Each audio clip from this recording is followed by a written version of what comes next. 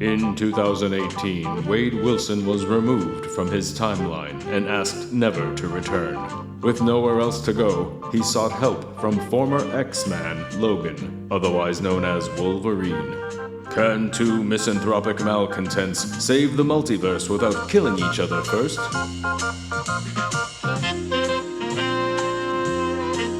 I was looking forward to this film, particularly because how much fun the first two Deadpool films were, and how funny the character is in general. We wanted it. He says it in the movie itself. Let's give the people what they came for! And they deliver. The charm is undeniable. There's an old Hollywood saying, if the scene works funny, play it as funny. Deadpool is funny. We know this. The meta moments he does are funny, and his bag of meta comments was flowing over. Literally, it overflowed. There was a point where I was like, enough with the meta, you need to get on with the story. And the movie brought me to a moment I used to love going to the movies for. And it's so rare these days. Is it 'cause I'm older? Is it just me? Is it the scars?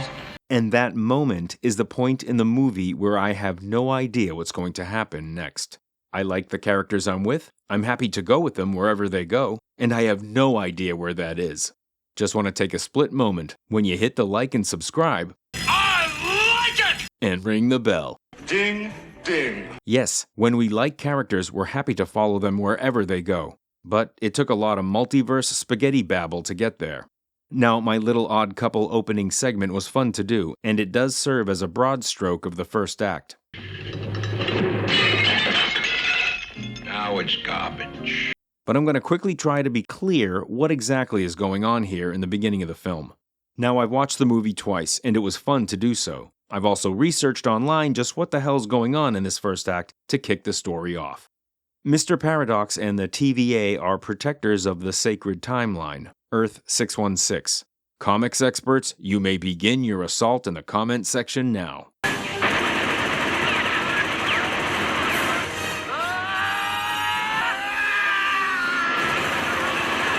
This Deadpool is from a different timeline, Earth 10005. Paradox gives Deadpool a choice to die in his timeline, which is ending because it lost its anchor being, its Wolverine, or he can join the sacred one where he can be a hero. So if he's really so unserious and selfish, he'll just go do that. Here's Deadpool's chance to matter by saving the people that he loves. Now, I don't understand why Paradox bothers pulling Deadpool from his timeline and offering him a choice.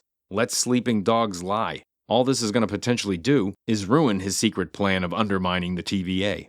So Deadpool steals the TVA device and goes searching for a replacement Wolverine.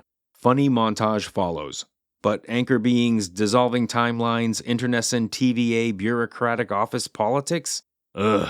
It's a lot of cinematic shoe leather to kick off a story. But it worked. And Matthew McFadden is a joy to watch. His facial expressions, contortions, sniveling underhandedness. He is a fun actor to watch. Speaking of odd couples, watching him and Cousin Greg got me through Succession, which had a great cast all around anyway, but those two and Kieran Culkin stole the show. Like, mention those to you now? Are you asking if you can blackmail me? No, I'm not. I would hate that. I like you. It's just, context. Very well. I accept your blackmail. No, I'm not blackmailing. But you are, though, you piece of shit. I'm not. But I digress. Man, is Hugh Jackman good. Do these studios know how lucky they are?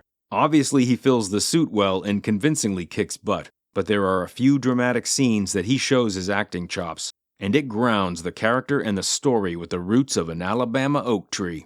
I've heard this movie called a love letter to all the great MCU films that came before it, but it's also a metaphor for where the MCU currently stands. In limbo, in its own void, at the ass end of the multiverse, surrounded by memorabilia and memberberry paraphernalia. Boy, that's a lot of Latin roots. It's only fitting that Deadpool be the one to shepherd this universe to its end. But where does it go from here? It's a tough spot to be in after Avengers Endgame, where you have major iconic characters die, go away. Because characters we love, we want to see more of. My mom loved Sean Connery as James Bond. Then he stepped down. But she and the wider audience wanted more 007, so they recast. Then I came along, me and my generation, and we wanted more James Bond, and they kept recasting. Thank goodness. The characters we love can live on, even if, albeit, portrayed by different actors. But killing characters off? That's risky. Puts the creators in a tough dilemma. Unless you're making standalone films or trilogies that take place before they die, you've kinda painted yourself in a narrative corner. Oh, there's one more thing, sir. It looks great. Now, we all expect a big budget production to at least check that box. But we've seen enough big budget productions over the last several years bizarrely fail in this respect. From Dial of Fleabag to The Sad Sackallite, how are they spending hundreds of millions of dollars on a movie that looks like a third-generation VHS transfer?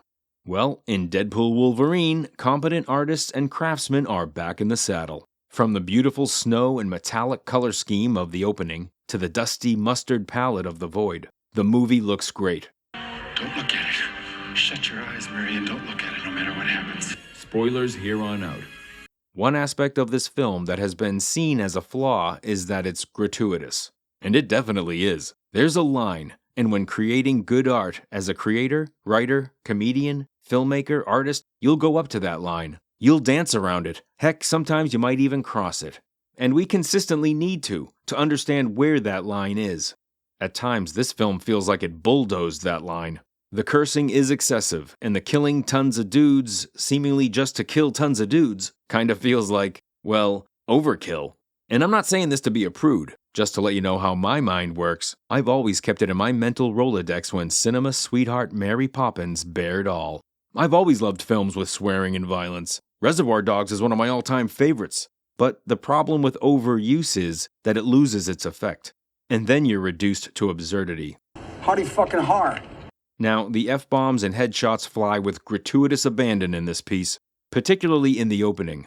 But instead of it being an unintended flaw, I think that it was a deliberate intention of the filmmakers to cleanse our recent entertainment palette and give a knuckle sandwich, bloody-nosed throwback roundhouse to all the recent Marvel pretenders. A cleansing, so to speak. Now, I don't know about you, dear viewer, but even the mention of the TVA gave me flashbacks to Loki that I did not appreciate. I don't want any mention of this multiverse bureaucracy. Make it go away. Go away. But I came to realize as I watched the opening fight sequence that that is what they were doing. Cleansing the palate. Getting one back for Loki. I think every time he was kneed in the nuts, a TVA agent got his wings. In the face. That's right. That's right.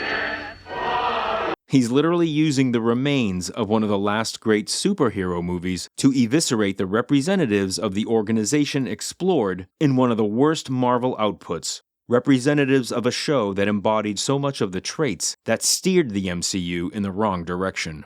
What worries me is that because of the film's box office success, instead of understanding the artistic nature of this gratuitous response to the way Hollywood in general, and the MCU in particular, have insulted their fans, the studio may interpret this as an indication to open the gratuitous floodgates. We already live in a society that has a very violent history and sees violence as a way to solve problems. We want fun in our entertainment, but there also has to be an understanding of what's right and what's wrong. Something Hollywood definitely has struggled with recently, and we know they struggle a lot behind the camera, but lately the struggle has been in front of it. So this film was an odd couple, love letter, palate cleanser, and I was also hoping for course corrector.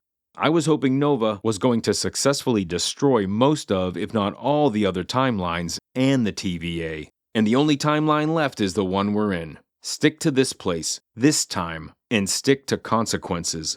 But then that would have meant our heroes had failed. To wrap this up, I gotta say this film left me feeling good. And like a good movie, also a little sad that it was over. The setup for the story gets a bit ridiculous, even for a superhero movie. But it's all a means to an end. For us to take a journey with a couple of compelling and engaging characters that have flaws. But they work hard, sacrifice for the greater good, and overcome adversity in the end. And that's good storytelling. Thanks for clicking in. We got a report from the Bronx. Some small-time clique ran into them. The orphans. They're not on our network. They subscribe anyway. Rips!